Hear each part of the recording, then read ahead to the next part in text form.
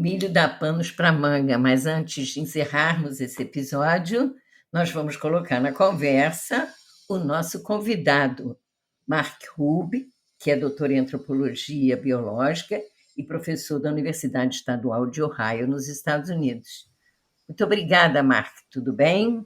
Tá ótimo, um prazer participar do programa com vocês. Como você disse, eu sou Mark Huber, brasileiro, fiz a minha educação em antropologia biológica na Universidade de São Paulo, terminei meu doutorado em 2006, vivi no Chile, no deserto do Atacama, por 6 anos, trabalhei no Museu Arqueológico de São Pedro de Atacama. Desde 2012 eu mudei para os Estados Unidos e hoje em dia sou professor de antropologia na Universidade de Ohio.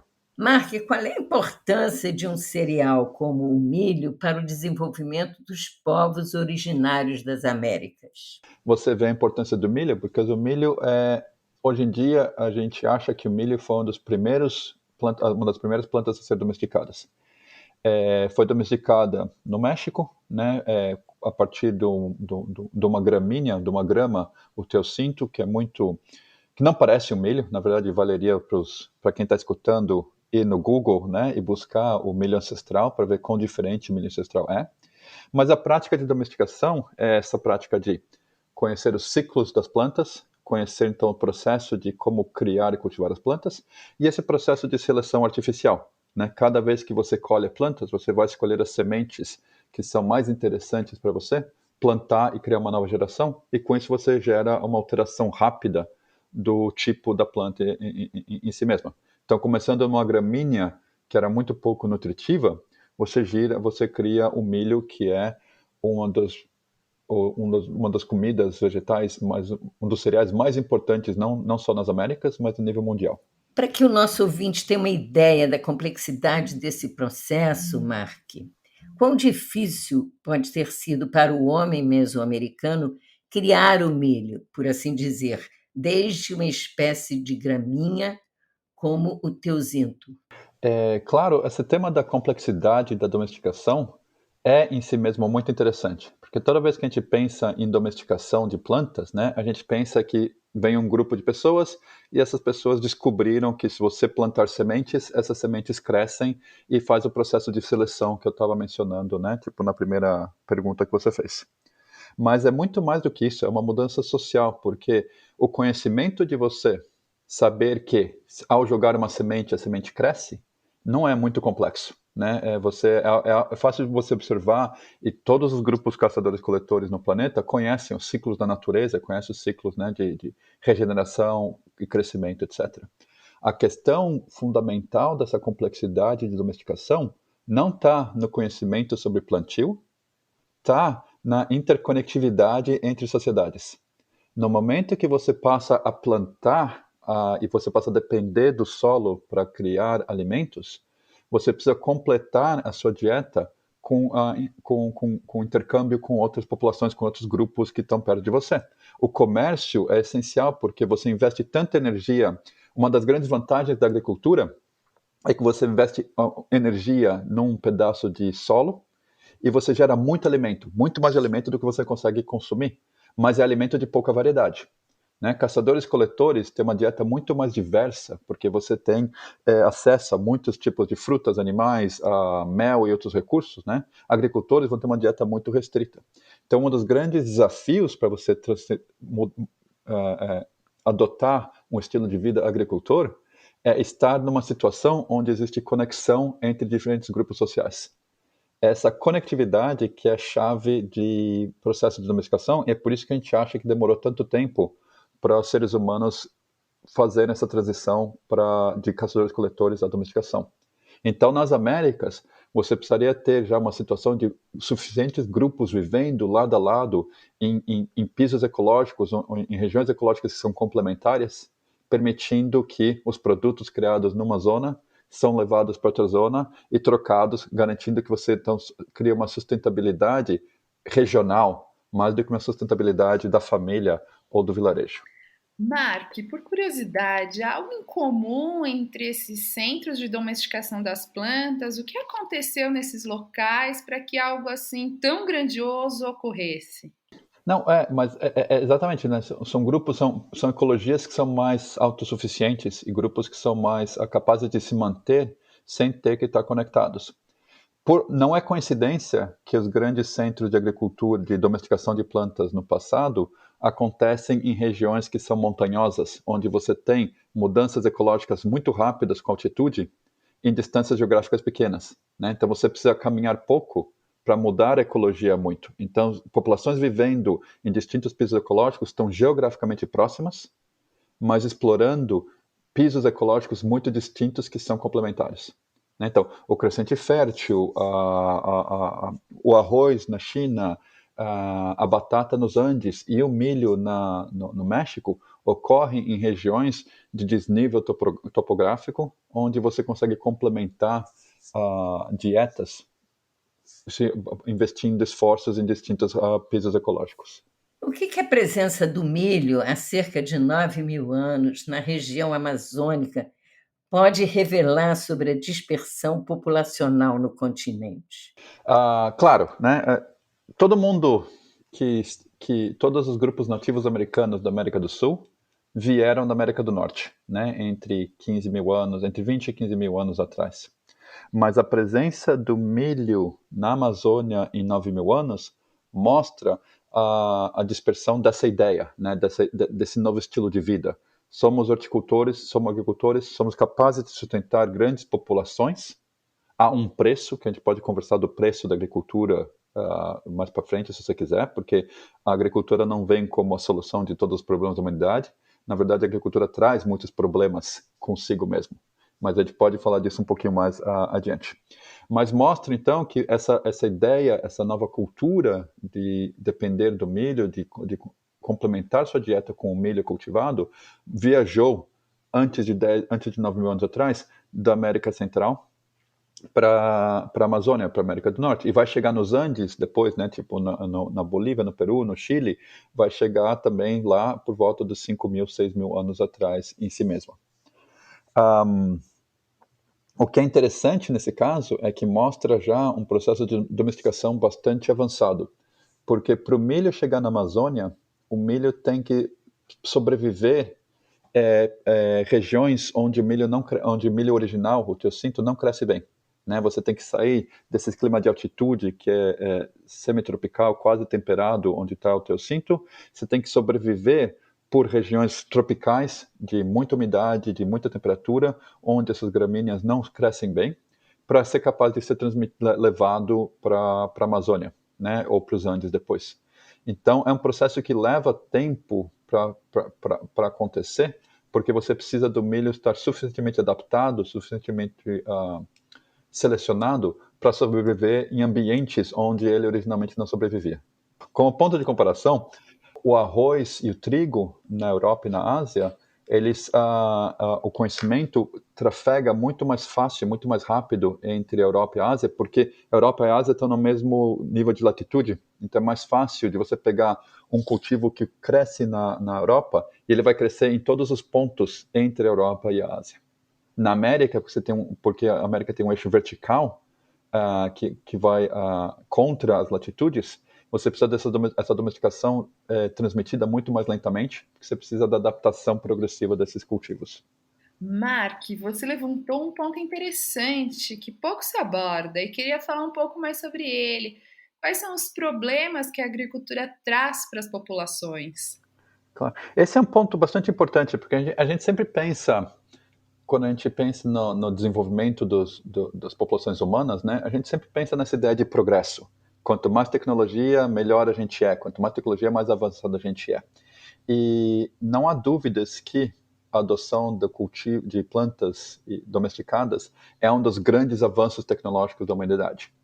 Mas não é verdade que isso é necessariamente um avanço na qualidade de vida das pessoas, porque assim que você passa a viver em vilarejos sedentários, né, sem grande mobilidade, você aumenta a quantidade de pessoas que são capazes de sobreviver nessas regiões, então você aumenta o contato de pessoas com distintas formas de lixo, né, tipo o esgoto das próprias populações, você aumenta dramaticamente o número de doenças infecciosas que aparecem nas populações humanas nesse momento, porque você facilita o contágio, você aumenta o número de parasitas que fazem parte do cotidiano humano por estar em contato com animais, com plantas e com os próprios, de novo, com o próprio lixo, os restos criados pela produção.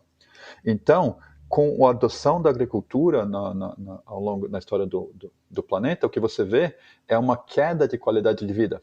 Menor expectativa de vida, pior saúde, aparecem problemas com cáries, aparecem problemas de saúde bucal. Tudo isso porque você cria uma situação que é propícia a doenças infecciosas se procriarem.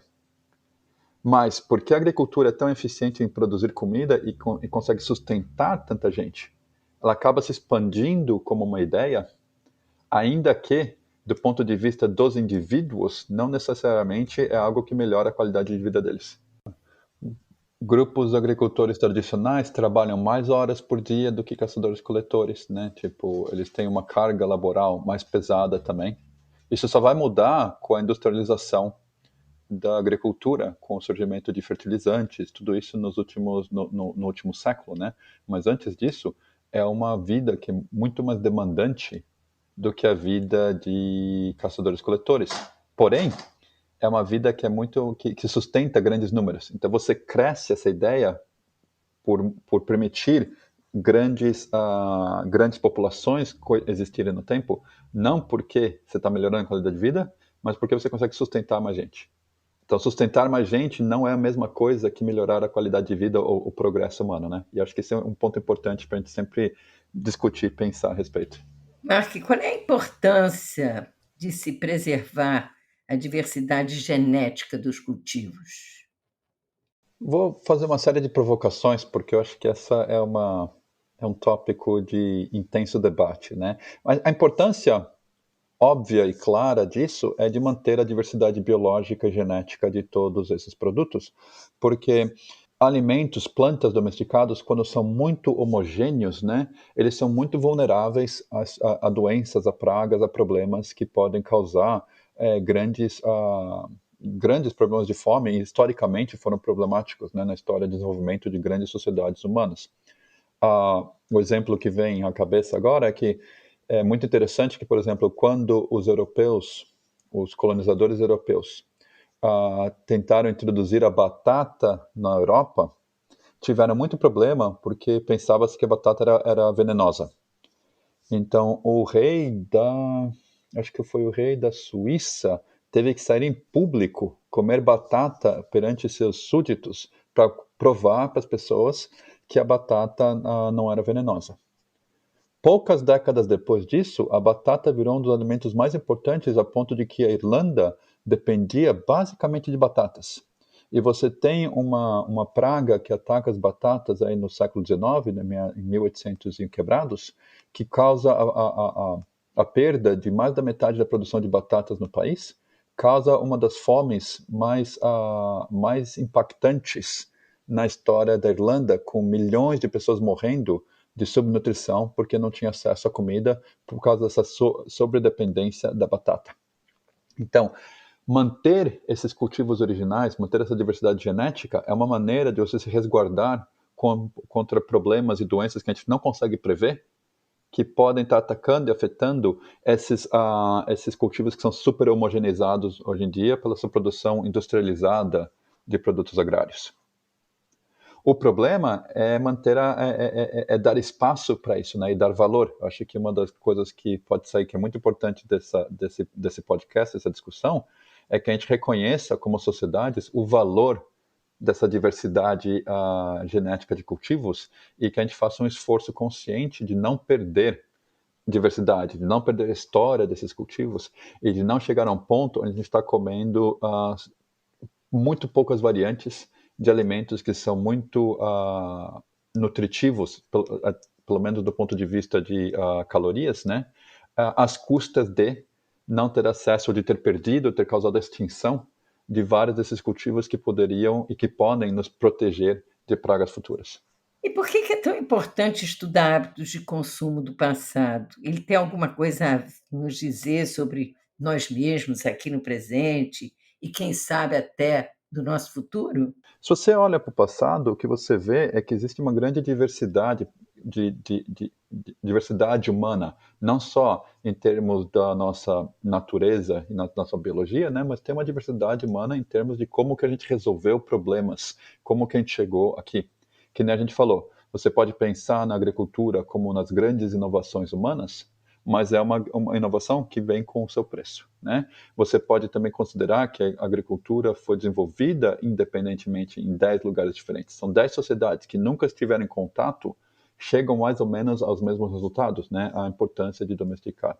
Se você não entende esse processo histórico, você nem sequer é capaz de entender as origens dos nossos hábitos, né? Acho que tem uma das histórias anedóticas mais interessantes nessa história é também todo o intercâmbio de alimentos que acontece durante o período colonial, né, com a expansão colonialista das nações europeias, que ocupam grandes partes da África e das Américas, depois da Oceania. Você tem o intercâmbio de alimentos, né, o intercâmbio de alimentos que vão de um lado para o outro, de tal maneira que, se qualquer um dos ouvintes parar para pensar que você come, o que você comeu nas últimas 24 horas, e você começar a traçar a origem desses alimentos, você vai ver que você está comendo alimentos que vieram de todas as regiões do planeta, né? Que são originários, cada um deles de sua própria história humana, e a gente tende a homogeneizar isso,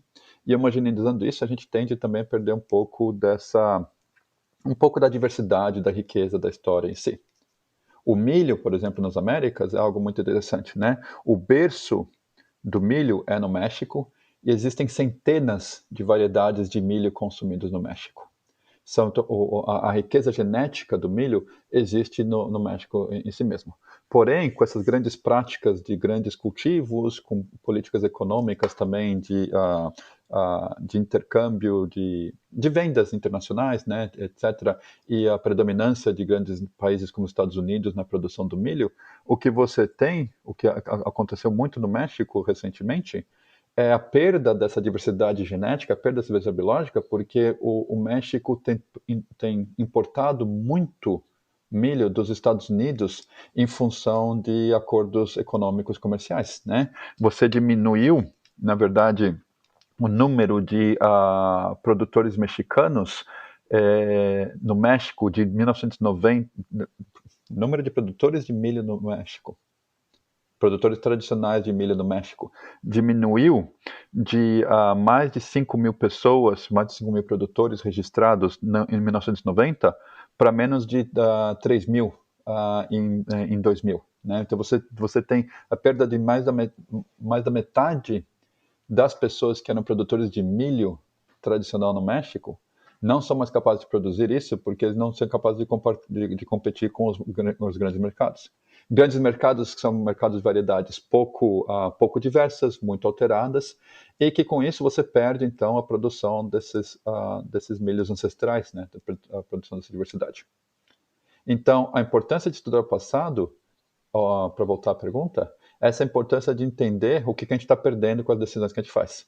Né?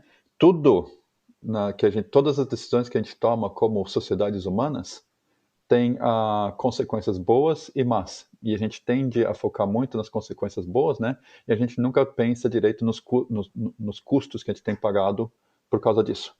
A agricultura em si mesma, né, causou grandes modificações no ambiente, que está gerando ultimamente, que foi o início das degradações ambientais, que está gerando grandes mudanças climáticas a nível mundial também. Estudar o passado permite a gente ver em que momento que a gente fez essas decisões, em que momento que a gente pagou o preço que está levando a consequências que vão afetar gerações futuras em si mesma. Para finalizar, Mark, você que mora tantos anos fora do Brasil, conte-nos um pouco, como consumidor, de que comida à base de milho você sente falta. O bolo de fubá faz uma falta enorme aqui. É interessante que também a gente come... No Brasil come-se muito o milho assado, né? Mas a variante de milho que existe no Brasil não é tão rica em açúcares como a variante de milho nos Estados Unidos. Exato. Então, quando comemos milhos assados, fomos uma vez convidados para um jantar onde tinha milho assado. Falei, vamos matar nossa saudade de milho assado. Comemos o milho assado, era tão doce que parecia pirulito, sabe? Que parecia tipo que você está comendo um doce. E foi um grande desapontamento para a gente passar por essa experiência. Então, sim, bola de fubá em geral, né? Faz muita falta. E um bom milho assado que não seja tão carregado em açúcares, em frutose, é algo de muito que a gente sente falta aqui. E assim estamos chegando ao final do nosso episódio de hoje. Muito obrigada a você, Mark Ruby, por sua participação. Foi muito esclarecedor. Você deu uma aula sobre o milho. Agradeço também a você que nos acompanhou e aproveito para convidar a todos a prestigiar o próximo episódio do Tá na Mesa Tem História daqui uma semana, que virá com um bônus, um pouco mais sobre o milho, com a participação do chefe Eduardo Ortiz, do restaurante Metzi, em São Paulo, especializado em comida mexicana. Obrigada também ao editor de áudio, Gabriel de Lima Reis, e sua equipe da Podmix, que nos apoiam nesse projeto. E não se esqueça de seguir a gente nas principais redes sociais ou acesse o nosso site www.tanamesatemhistoria.com.br, tudo junto e sem acento. E por fim, um lembrete. No manual do usuário você encontrará a bibliografia que utilizamos para produzir este episódio. Um abraço a todos e até a próxima semana. Tchau, Thalita. Tchau, Gil.